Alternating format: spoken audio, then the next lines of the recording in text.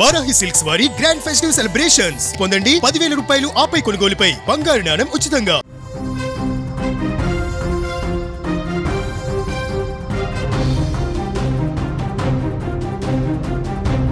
వైద్యో నారాయణో హరి. వైద్యుడి దేవుడితో సమానమంటారు. చనిపోయే మనిషిని బ్రతికించే శక్తి ఆ చేతులకే ఉంది. కానీ ఇక్కడ విధి వెక్కిరించింది. నలుగురి ప్రాణాలు కాపాడవలసిన చేతులే స్వయంగా తమ ప్రాణాన్ని తీసుకున్నాయి. తెల్లకోటు వేసుకొని మెడలో స్టెథోస్కోప్తో ఆ తల్లిదండ్రుల కళ్ళలో వెలుగులు నింపవలసిన ఓ యువ వైద్యురాలు అర్ధాంతరంగా చీకటి లోకాలకు వెళ్ళిపోయింది. సిద్దిపేట ప్రభుత్వ మెడికల్ కాలేజీలో చోటు చేసుకున్న ఈ విషాదం ఇప్పుడు 2 జిల్లాలను కన్నీటి సంద్రంలో ముంచేసింది. మానవపాడు మండలం జల్లాపురం గ్రామానికి చెందినటువంటి లావణ్య సిద్దిపేట మెడికల్ కాలేజీలో 2020 బ్యాచ్ విద్యార్థిని. ప్రస్తుతం ఆమె అక్కడే హౌస్ సర్జన్గా విధులు నిర్వహిస్తోంది.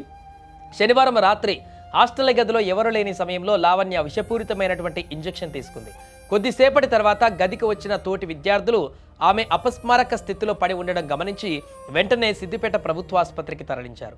పరిస్థితి విషమించడంతో వైద్యుల సూచన మేరకు మెరుగైన చికిత్స కోసం హైదరాబాద్లోని నిమ్స్ ఆసుపత్రికి తరలించారు. అక్కడ చికిత్స పొందుతూ ఆదివారం సాయంత్రం లావణ్య తుది శ్వాస విడిచింది. లావణ్య మృతితో సొంత గ్రామంలో ఇప్పుడు విషాద ఛాయలు అలుముకున్నాయి. ఇక లావణ్య అంత్యక్రియల వేళ తల్లిదండ్రులు రోధిస్తున్నటువంటి తీరు అందరినీ కలిచివేస్తుంది.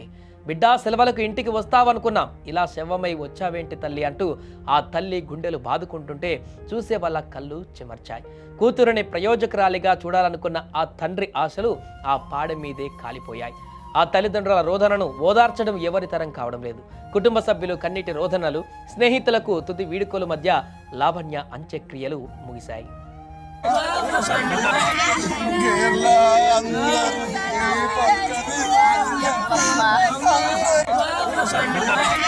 Kerala